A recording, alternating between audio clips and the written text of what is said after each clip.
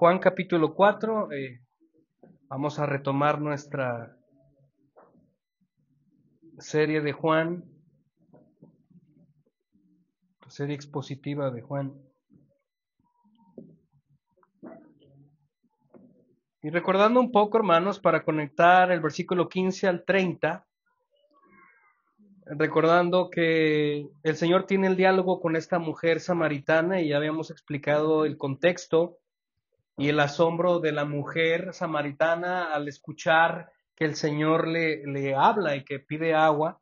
Y recordando también de que al final, en los versículos 14, 13 y 14, el Señor comienza el diálogo desde el versículo 6, diciendo que Él tiene sed, que le dé de beber, y al final del diálogo de lo que vimos el domingo pasado, ahora resulta que el que tiene el agua es Él y el que tiene sed es ella. Recordamos. Pero al final, hermanos, de nuestro sermón del domingo pasado, nos deja esa gran promesa, esa gran bendición de la gracia de Dios. El que beba del agua que el Señor da no tendrá sed jamás.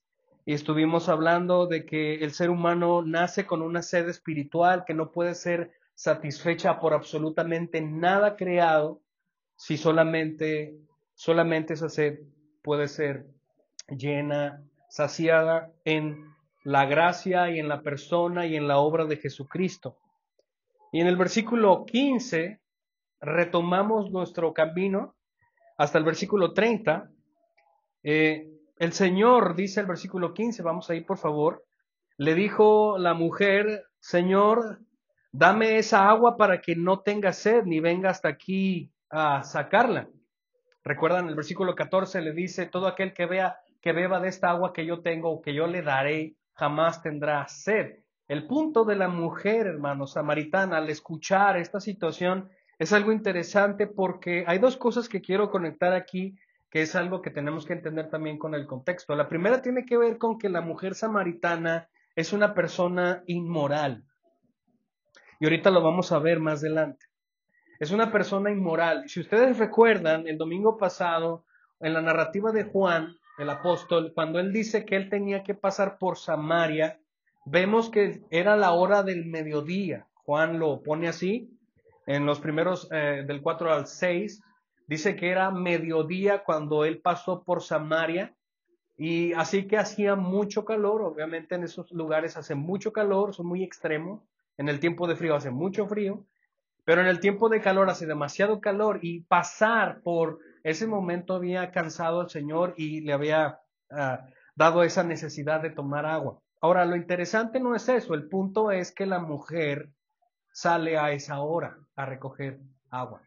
Ahora, aquí hay algo interesante. La mujer, hermanos, común, hebrea, era la que salía a recolectar agua, ¿sí? Para la casa, para las cosas que se utilizaban, era la mujer. Pero el horario común para salir por agua era cuando atardecía, cuando el sol ya no estaba como el mediodía, ¿sí?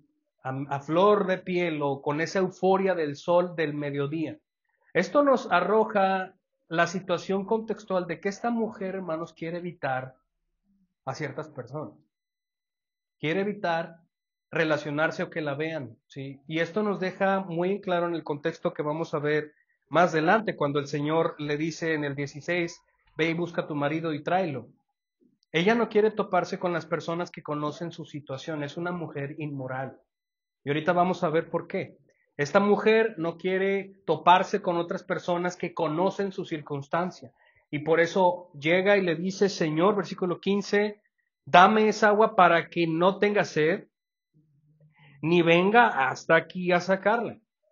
Probablemente el pozo de Jacob, hermanos, estaba a las afueras de este lugar y requería caminar un buen tramo, ¿sí? Que otros tipos de pozos más cercanos. Entonces tenemos el momento del día, no es una hora común para que una mujer salga, y la otra tiene que ver con que el pozo probablemente está fuera del lugar donde ella vivía, por la razón del versículo 16. Pero antes de pasar ahí, quiero nada más acentuar que la mujer samaritana no está entendiendo su sed, no está entendiendo su necesidad de ser saciada con la persona y la obra de Jesucristo. Ella le dice, Señor, si tú estás dando esa agua, que tú dices que si yo tomo de esa agua ya no voy a tener necesidad de tener sed ni de venir aquí, porque para mí es muy difícil venir hasta acá, es muy latoso venir hasta acá, y si tú tienes esa agua, pues oye, yo no sé cómo la vas a hacer, tal vez ella pensaba a lo mejor va a meter un ducto, no sé, a llegar a mi casa, y esa agua nunca se va a terminar, así que yo ya voy a tener esa facilidad. Ella no estaba entendiendo lo que el Señor Jesús estaba hablando.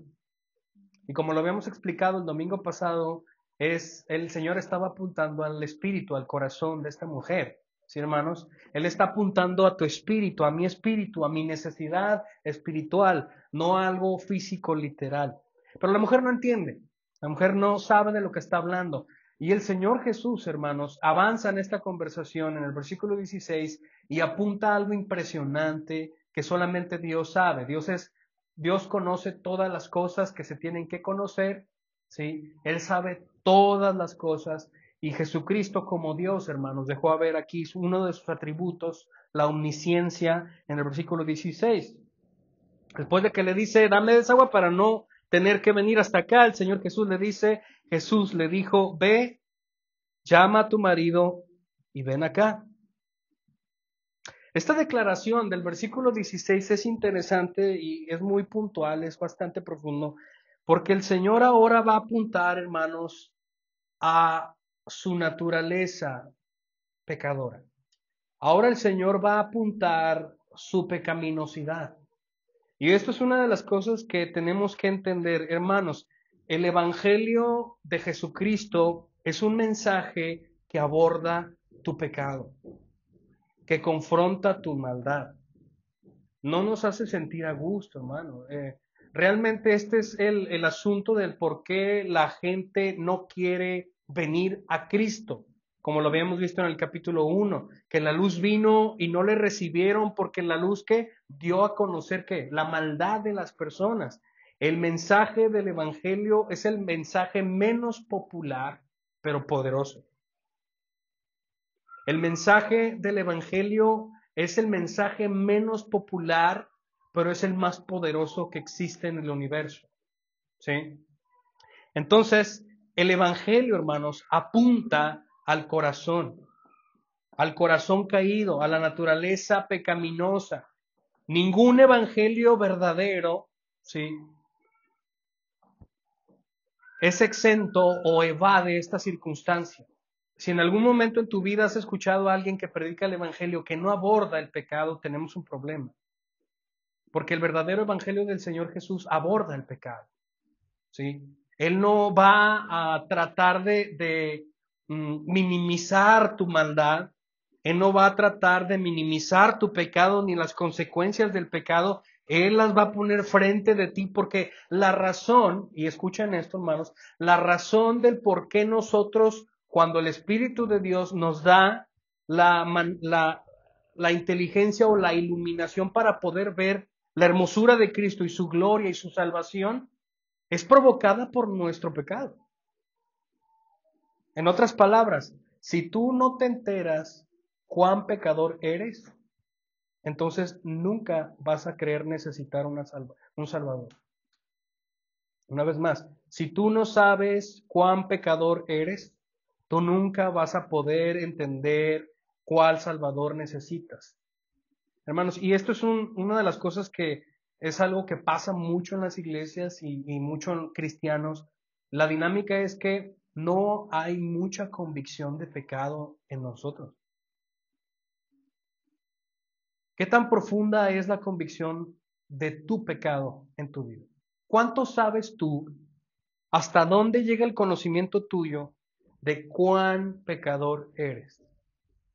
Y la dinámica es esta, hermano. Si tú te ves como una persona que no eres tan pecador, entonces tu Cristo es muy pequeño. Tu salvación es bien pequeña. ¿Y sabes qué? Cuando una persona ve su salvación como, no pasa nada, pues sí, el Señor vino y sí, me saca de esto, no pasa nada.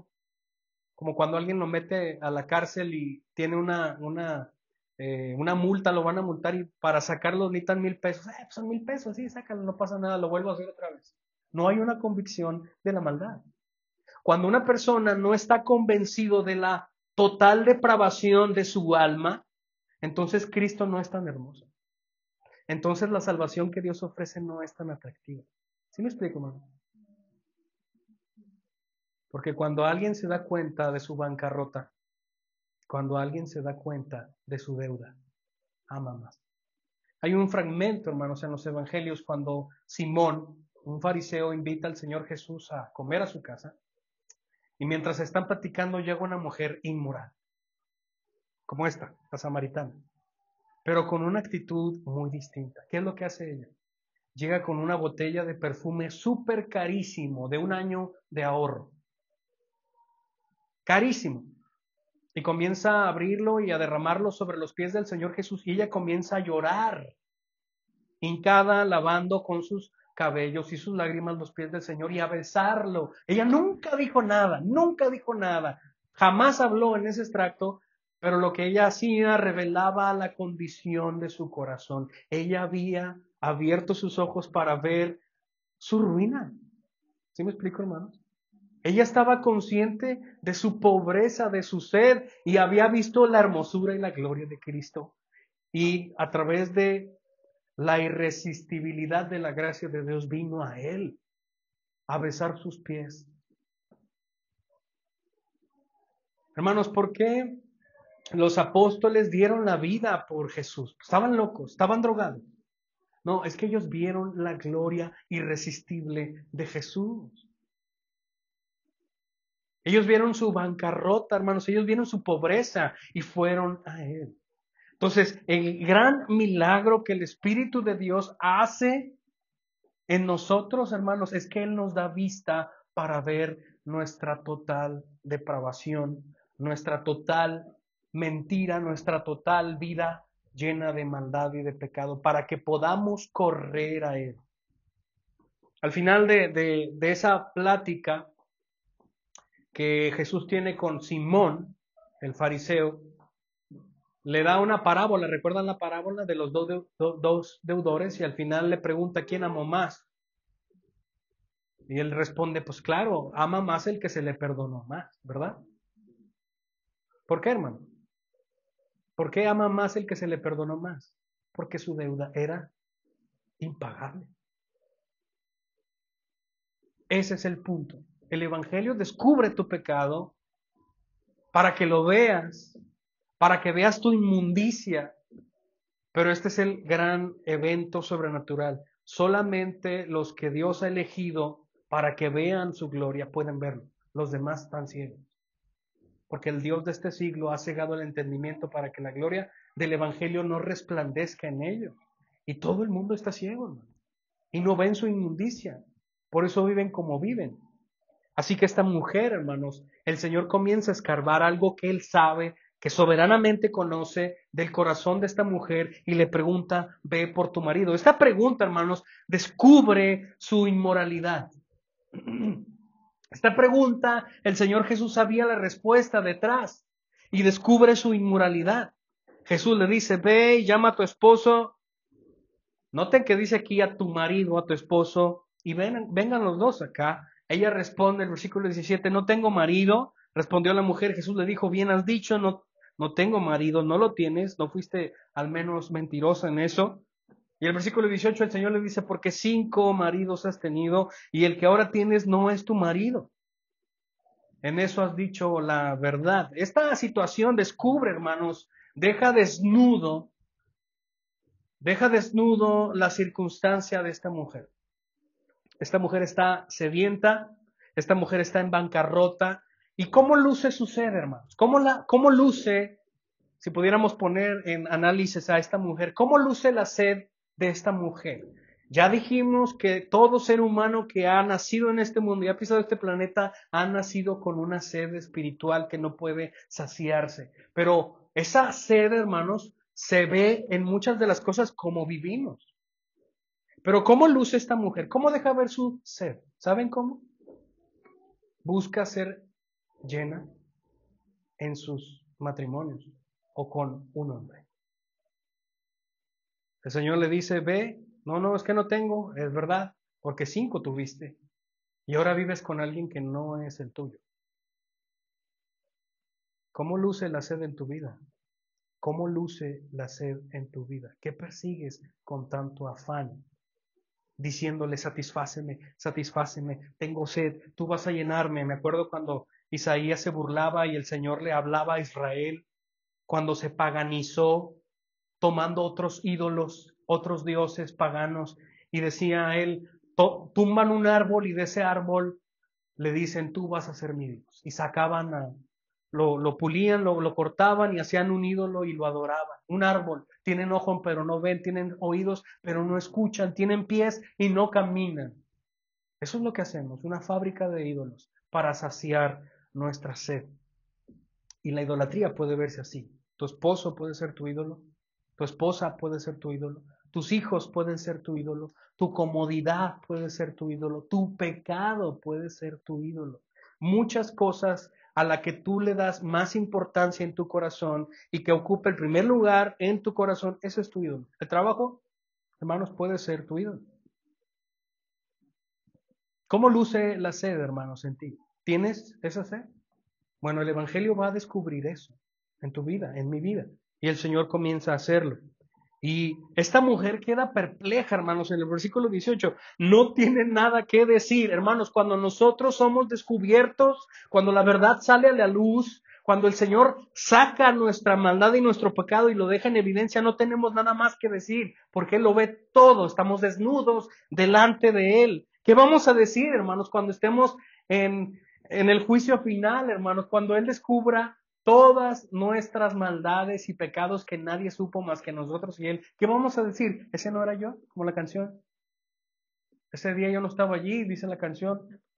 No, hermanos, sí, sí éramos nosotros. No diremos absolutamente nada. Y seremos juzgados. Para condenación los que irán a condenación y para vida eterna los que han sido justificados por la fe en Cristo. Así que esta verdad del versículo 18 deja completamente pasmada a esta mujer. Versículo 19, la mujer le dijo, Señor, me parece que tú eres profeta. Ella, hermanos, no sé, trato de imaginarme la expresión de esta mujer, pero noten cómo ella reacciona, o sea, no, ni siquiera le dice, lo niega, no. Ella dice, oye, este hombre que he deseado toda mi vida, es real lo que está pasando, aunque está perpleja, y ella trata como que de desviar un poco el tema. Algo que ya vimos en Nicodemo, también cuando él trata de evadir ciertas frases que el Señor quiere apuntar a su corazón. ¿Recuerdan? Señor, tú eres maestro de Dios, olvídate de eso, tienes que nacer de nuevo. El Señor es así, hermano. Él está desesperado por salvarte, para darte gracia y amor. Y una de las cosas que quiero que noten, hermanos, el Evangelio de Jesucristo, las mismas palabras del Señor, no sacan del escondite nuestro pecado para cortarnos la cabeza. El Señor saca y evidencia nuestro pecado para que nos aferremos más a Él y más a su gracia y más al Evangelio. No, Él no es como nosotros, que conocemos las debilidades de los demás y los usamos en su contra. Sí somos así, ¿verdad? Con nuestros matrimonios a veces. Tú conoces a tu esposa qué pie cojea y a veces lo aprovechas para manipular. ¿Lo has hecho? Lo harás algún momento. El Señor no es así. El Señor, contacto como Él es, con amor y misericordia, evidencia el pecado de esta mujer para darle gracia. Aprendamos de Él. Versículo 19, Señor, se me hace que tú eres profeta. Versículo 20, nuestros padres adoraron, continúa ella, en este monte. Ustedes recuerdan la semana pasada que en el contexto del origen de los samaritanos vimos que al no querer construir juntos el templo, de la reconstrucción del templo después de Babilonia, el sitio de Babilonia, cuando Nehemías regresó, recuerdan, y Esdras, los samaritanos llegaron con ellos para pedirles como permiso a reconstruir juntos el templo y los judíos dijeron que no. Y los samaritanos, hermanos, en berrinche y en molestia, ellos querían adorar a Yahweh y así que ellos construyeron un templo en el monte Gerizim.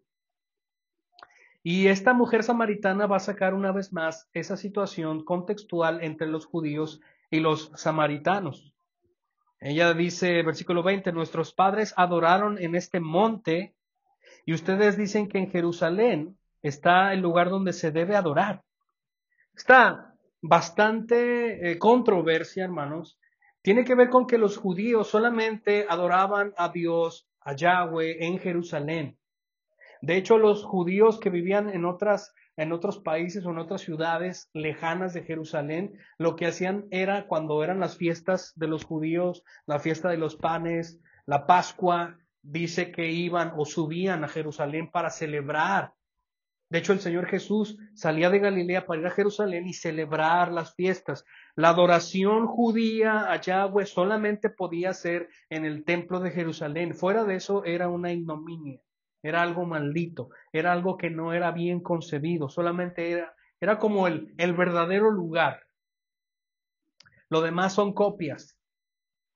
Y esta mujer utiliza esa controversia contextual entre judíos y samaritanos como para tratar de salir del tema.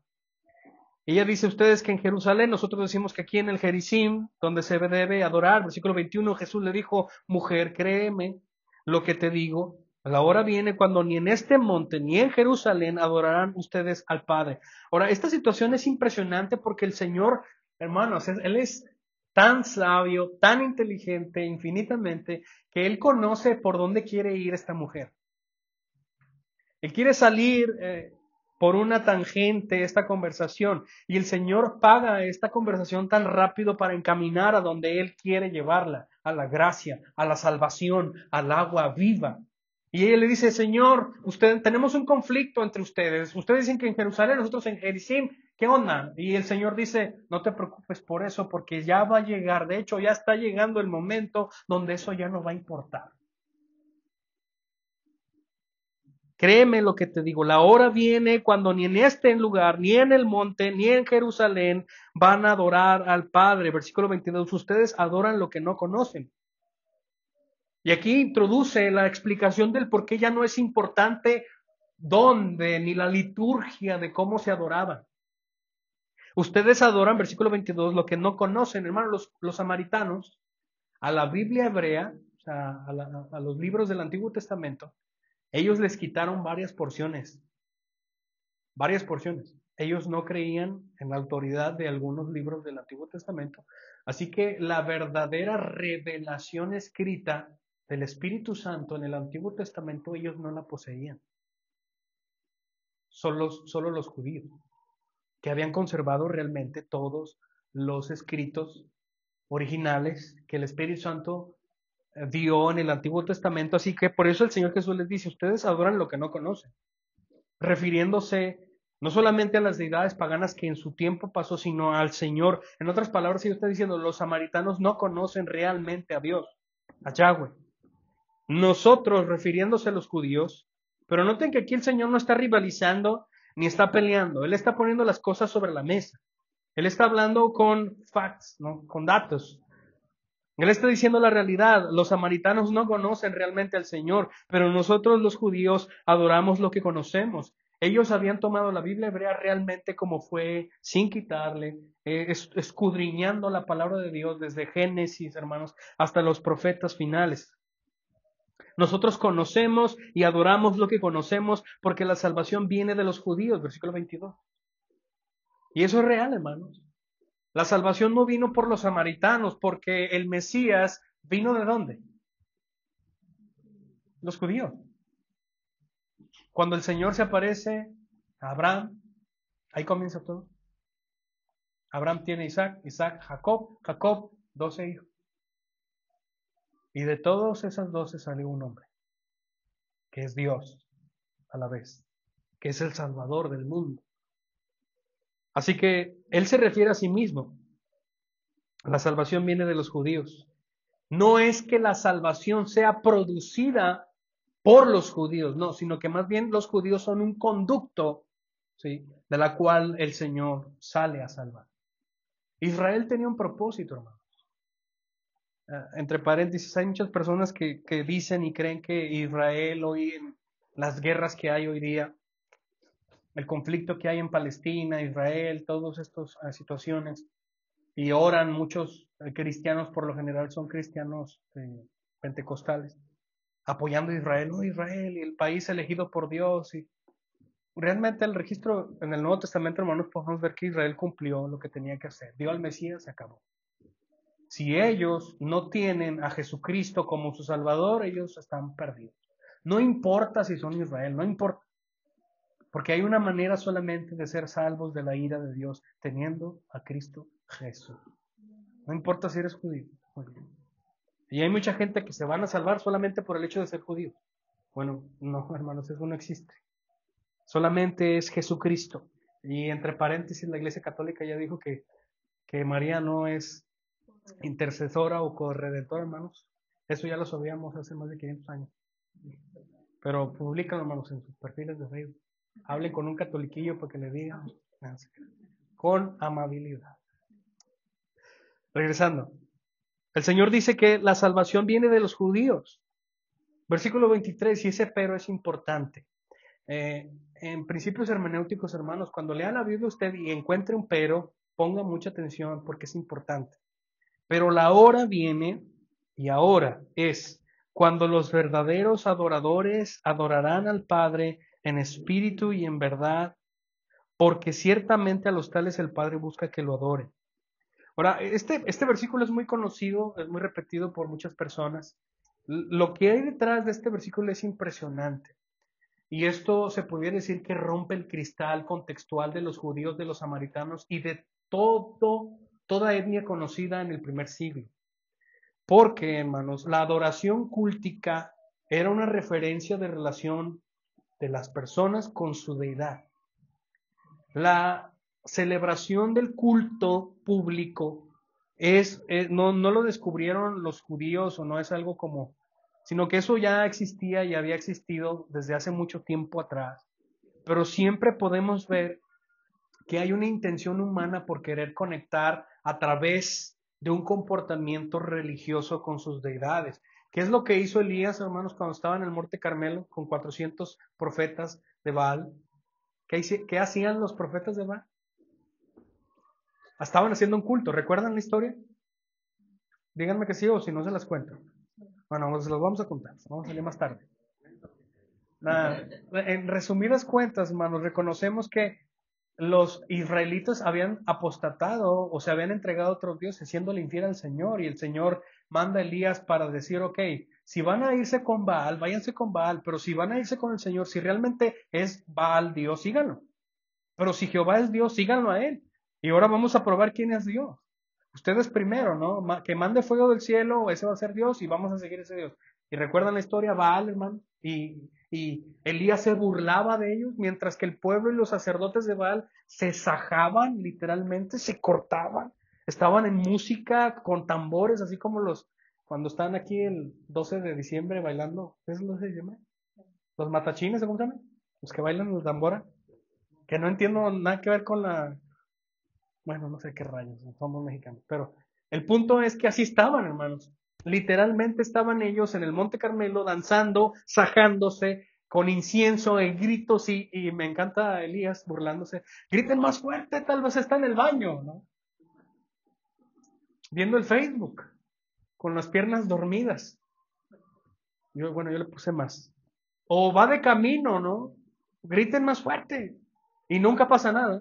Hasta que Elías se arrodilla y ora al Señor, y el Señor manda fuego del cielo y dice, y todo Israel se dio cuenta que Yahweh es el Señor.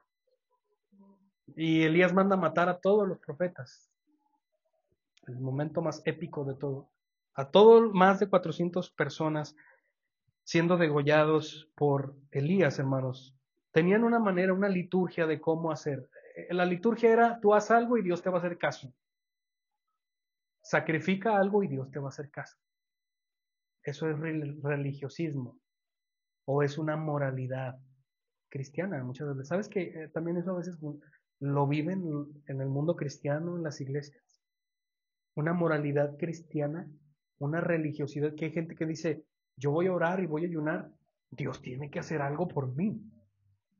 Ese pensamiento de que yo hago algo por Dios, Él tiene que hacer algo por mí. está en nuestras venas, caídas, hermano. Porque realmente las cosas no funcionan así. Lo que el Señor está diciendo es, no funciona así. Él está hablando de una verdadera adoración. Él está hablando de algo verdadero que no tiene nada que ver con una religiosidad. ¿Sí? Pero la hora viene y ahora es cuando los verdaderos adoradores, hermanos, porque en algún momento Israel adoraba a Dios de puras acciones. ¿Qué es lo que hacían? Pecaban y compraban un borreguito y llegaban y ya la sangre, no, mañana compro otro. Pues, ¿qué tiene?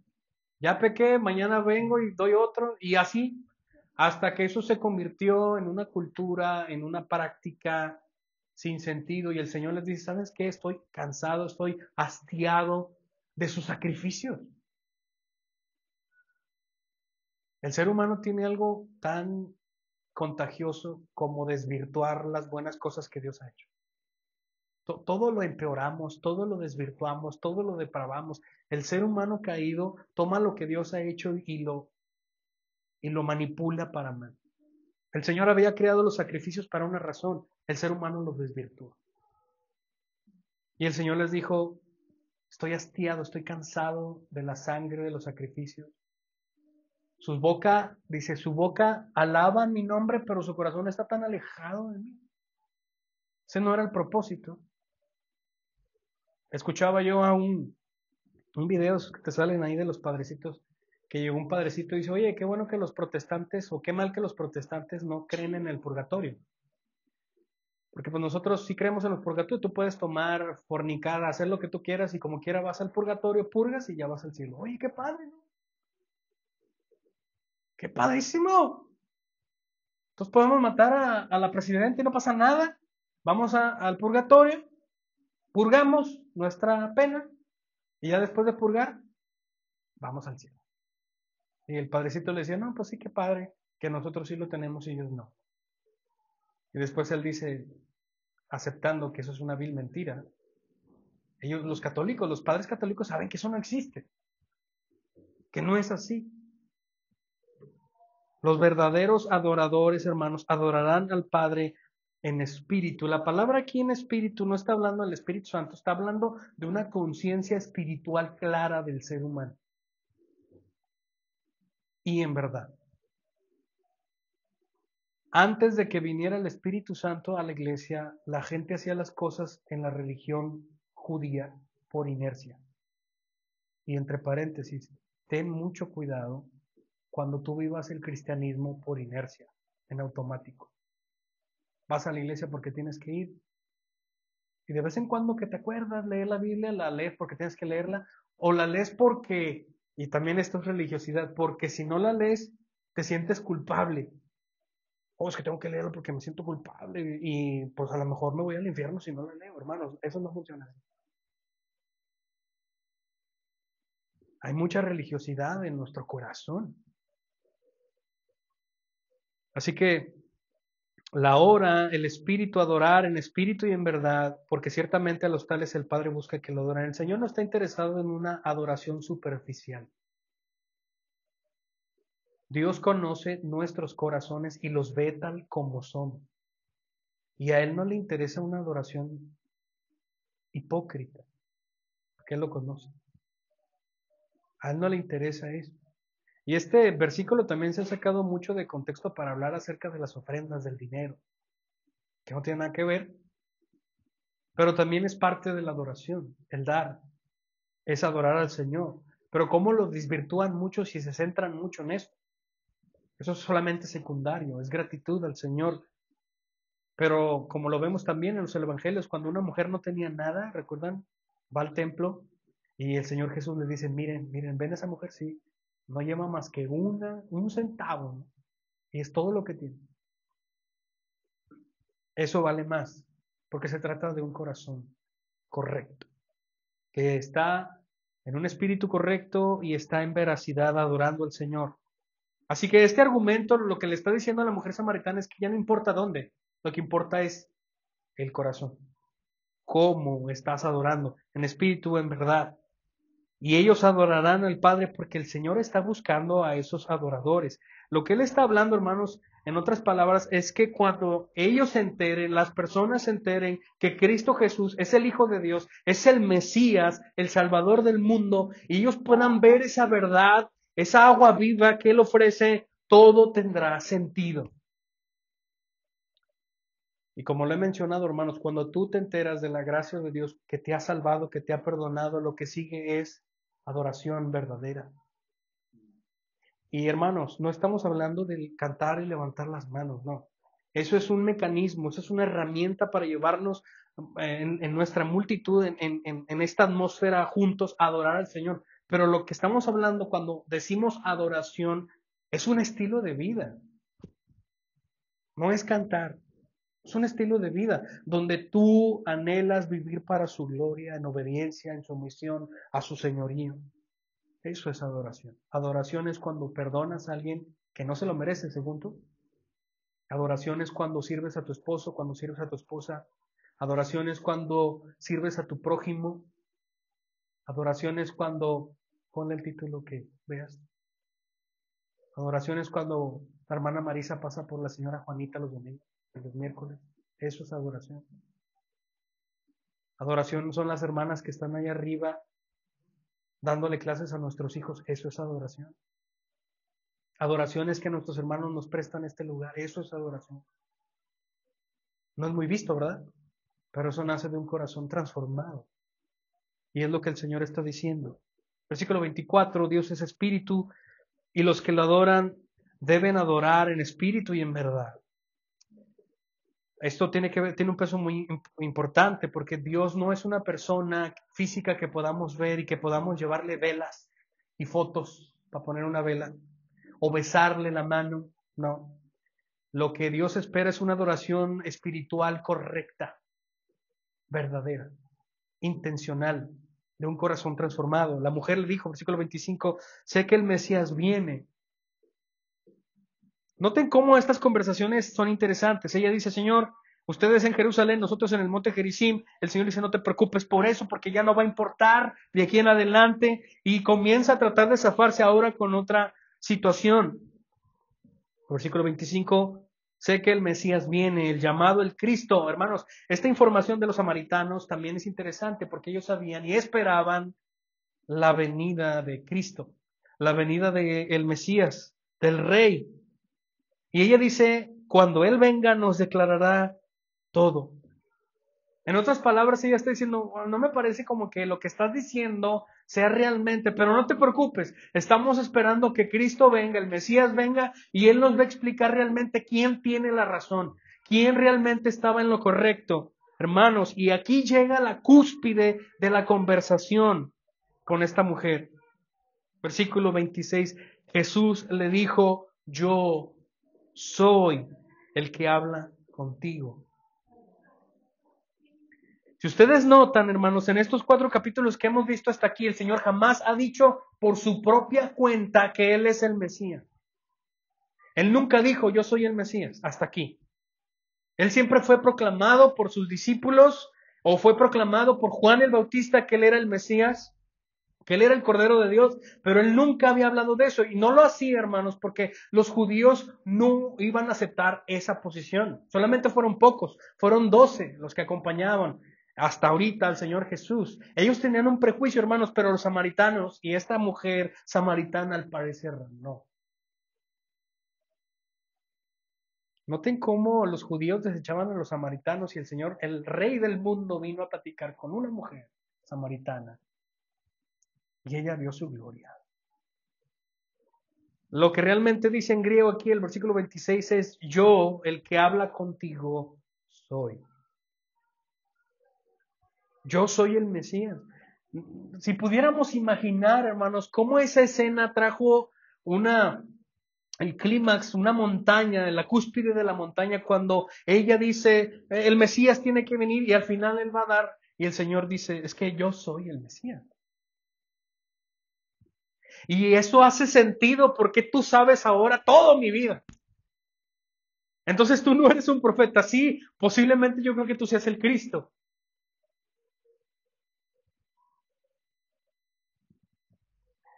En estos versículos hasta el 30 describe Juan ciertos comportamientos.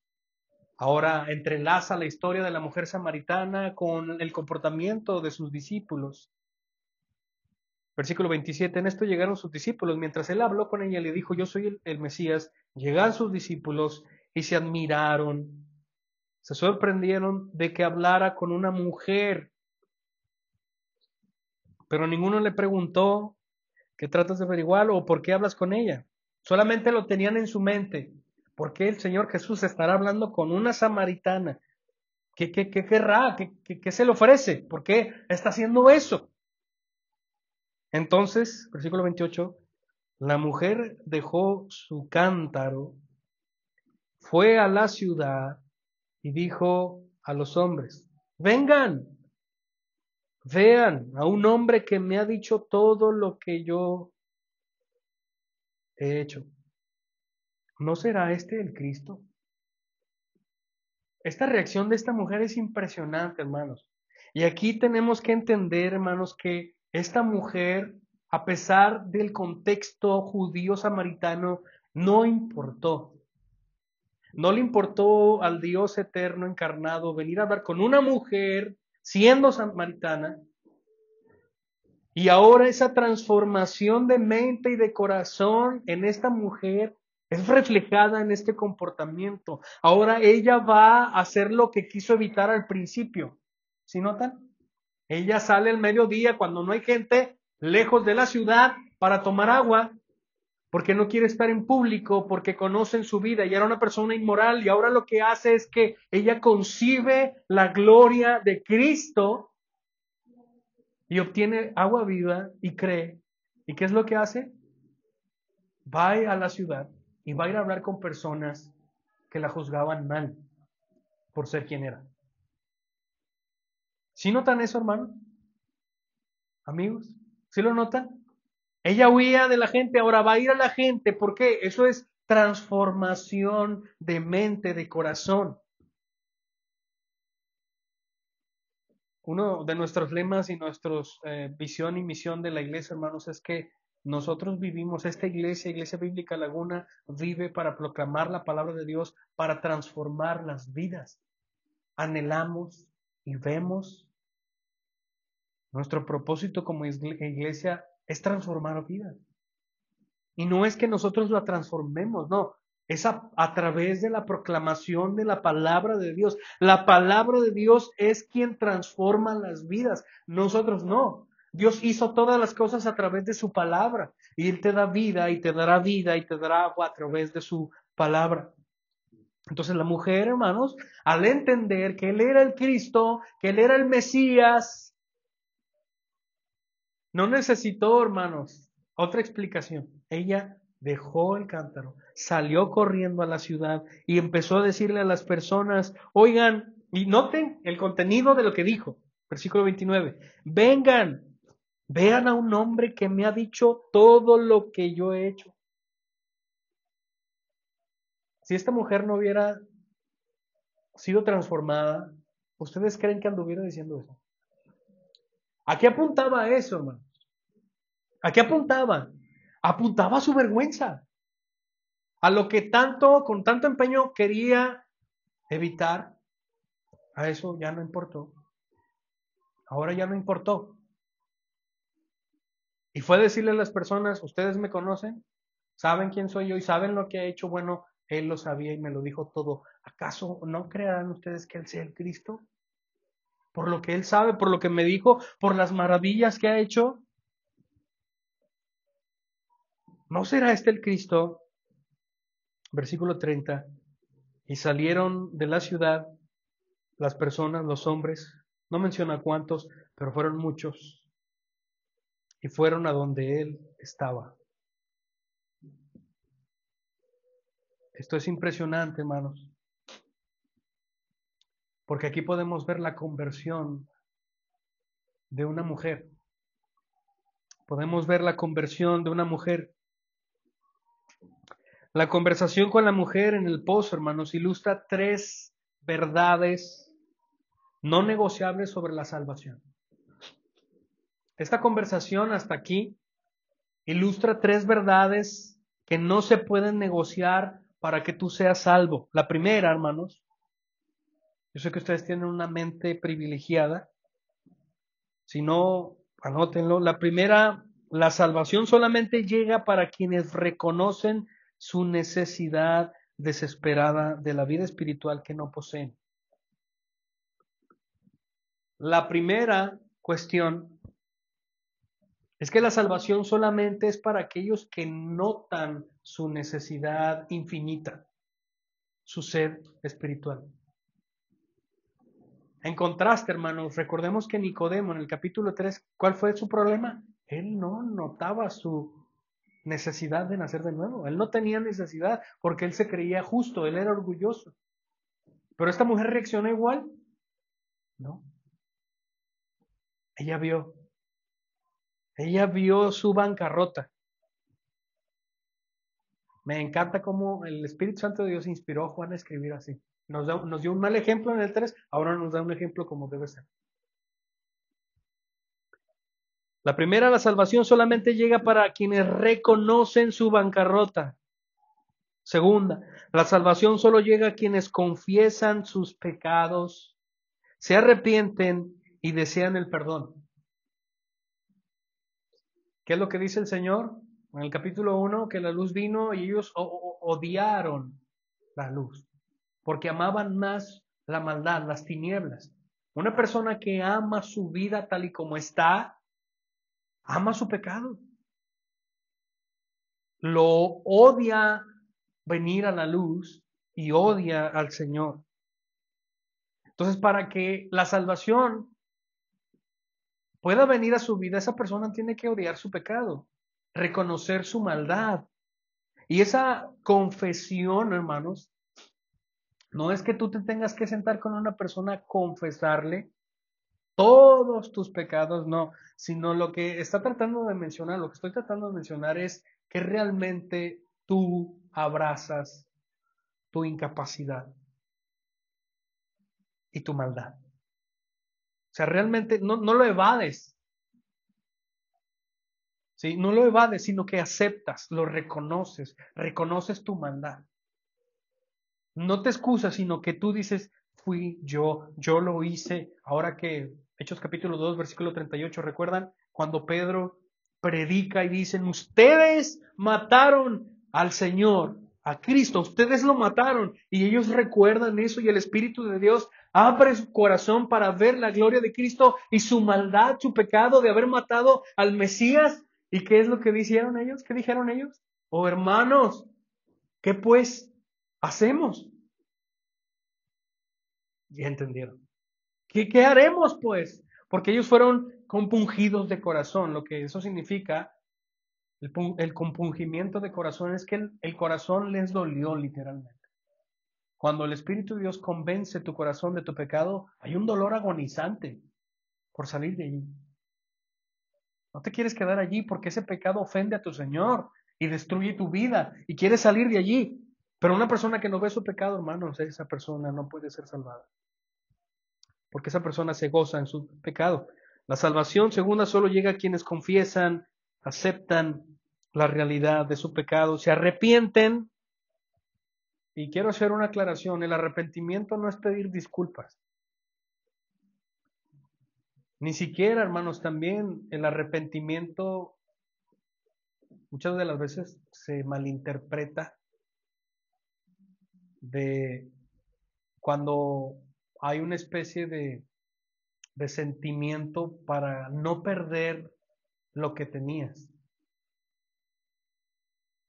El arrepentimiento es el arrepentimiento es muy distinto al temor que siente una persona cuando es descubierta en su fechoría. El arrepentimiento es un cambio de dirección. El arrepentimiento es un cambio de vida, un cambio de mente, donde tú abandonas tu estilo de vida por regresar a la senda de Dios. Es un cambio. Así que el arrepentimiento es necesario. Y número 3, la salvación solo llega a quienes aceptan a Jesús. como su Mesías y quien paga por sus pecados. Estas tres condiciones, hermanos, se pudieron ver en esta conversación que el Señor tiene con la samaritana. Ella vio su necesidad, su sed. Ella vio y aceptó, hermanos, la realidad de su pecado. El Señor le dijo, 5 has tenido y con el que vives no es tu marido, es de otra persona. Ella no dijo nada, lo reconoció. Y creyó en él, diciendo, ¿este es el Cristo? Cuando el Señor le dijo, yo soy el Mesías, ella sale corriendo a decir, oye, me parece que Él es. Vengan y vean. Y salieron de la ciudad, versículo 30, y fueron a donde Él estaba. La salvación, hermanos, está tocando tal vez a tu puerta, si realmente tú no has sido salvado. Y es necesario que tú entiendas que el Evangelio requiere, está condicionado, hay condiciones. La salvación está condicionada. Obviamente la salvación es del Señor, Dios salva por su gracia soberana, pero los que se arrepienten somos nosotros. Los que reconocen su bancarrota somos nosotros. Los que se alejan de su vida pecaminosa somos nosotros. Los que creemos somos nosotros. Él da fe y arrepentimiento a quien quiere darlo por su palabra, en el Espíritu, pero los que hacen realmente posible que eso suceda somos nosotros. El Señor nos lo da para que lo hagamos y al final de cuentas lo hacemos, porque Dios es soberano. Si Dios te da algo que no tienes, lo vas a hacer. Dios te da fe para que creas y creerás. Dios te dará arrepentimiento para que te arrepientas y te arrepentirás y verás su gloria. Y el agua viva, hermanos, vendrá a tu vida y saciará todo aspecto de tu vida. Así que salieron y comenzaron a escuchar al Señor. Padre Santo, te damos gracias por un domingo menos, Señor, donde abordamos tu hermosa palabra y vemos cómo tú estás operando tan minuciosamente, Señor, nuestro corazón, con todas las herramientas quirúrgicas, y nos dejas en evidencia, Señor, cuánta necesidad tenemos de ti, cuánta hambre, cuánta sed, y en la bancarrota que estamos. Estamos tan pobres, Señor, estamos tan sedientos. Pero, Señor, yo pido que esta mañana los que tú has predestinado a salvación, Señor, escuchen tu palabra y según la potencia de tu gracia, tú despiertes los corazones de piedra entenebrecidos y los salves. Sálvalos, Señor. Sálvalos a todos por tu palabra, por tu gracia soberana, Señor. Derrama sobre los incrédulos fe y arrepentimiento. El don maravilloso que tú otorgas, Padre, para que puedan ver tu hermosura, para que puedan ver tu gloria y el agua viva que produce ríos y ríos de agua